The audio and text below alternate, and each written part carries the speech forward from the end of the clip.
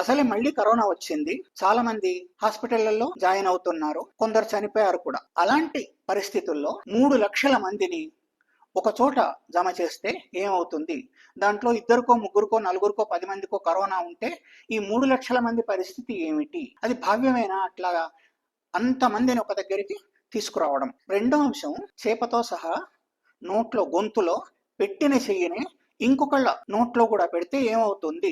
ఎక్కువ మంది ఉన్నారు కాబట్టి ఆ ప్రసాదం వేస్తున్న వాళ్లకు ఎంటెంట కడుక్కోవడానికి గాని, గ్లోవ్స్ పెట్టుకోవడానికి గాని సమయం ఉంటుందా?